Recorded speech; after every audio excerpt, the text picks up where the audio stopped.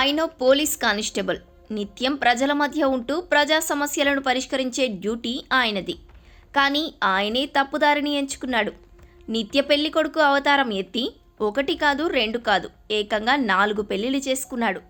ఇప్పుడు 5వ పెళ్లికి రెడీ అయ్యి అడ్డంగా బుక్ అయ్యాడు. ఈ సంఘటన సూర్యాపేట జిల్లాలో వెలుగు చూస్తుంది.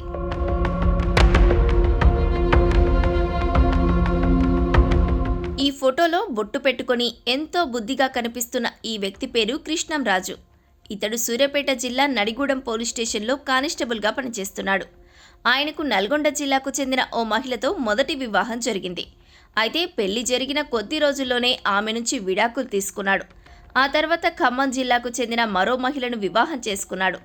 ఆమెతో కూడా వ్యవహారం చెడిపోవడంతో ఆమెతోనూ విడాకులు తీసుకోవాలని ప్రయత్నించాడు. ప్రస్తుతం ఈ కేసు కోర్టులో నడుస్తుంది. కానీ ఆ కేసు నడుస్తుండగానే ముచ్చటగా 3వ వివాహం కూడా చేసుకున్నాడు.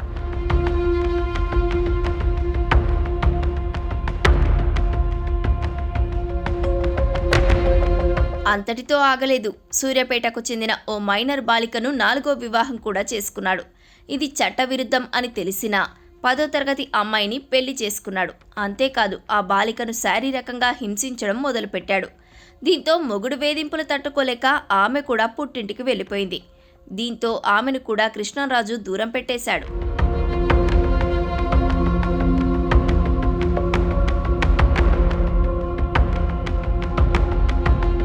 అంతటితో ఆగకుండా 5వ పెళ్లికి సిద్ధమయ్యాడు. తనకు తెలిసిన వారందరినీ సంబంధం చూడమని చెప్పాడు.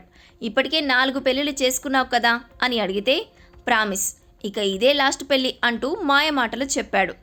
ఇక నిత్య పెళ్లి కొడుకు వ్యవహారం ఆ నోటా ఈ నోటా పోలీసు ఉన్నతాధికారులకు తెలియడంతో కృష్ణంరాజుపై చర్యలకు సిద్ధమయ్యారు. ప్రస్తుతం కృష్ణంరాజు పరారీలో ఉన్నట్టు తెలుస్తోంది. గతంలో తిరుమలగిరి మండలంలో విధులు నిర్వహిస్తున్న సమయంలో ఇసుక దందాలో డబ్బులు వసూలు చేస్తున్నాడని ఉన్నతాధికారుల దృష్టికి వెళ్లడంతో అతనిపై సస్పెన్షన్ వేటు వేశారు. ఇదే కాదు, రీల్స్ చేయడం కూడా constable Krishnamraju hobby. Police station రిసెప్షన్లో కూర్చొని రీల్స్ చేయడం, వాటిని ఇన్స్టాలో షేర్ చేయడం, వచ్చిన కామెంట్స్ లైక్స్తో మహిళలను ట్రాప్ చేయడం కూడా కానిస్టేబుల్ కృష్ణంరాజు ప్రత్యేకతగా తెలుస్తోంది. ఇలా పోలీసు విధులు తప్ప అన్నీ చేశాడు. ఇప్పుడు అడ్డంగా దొరికిపోవడంతో పరారీలో ఉన్నాడు.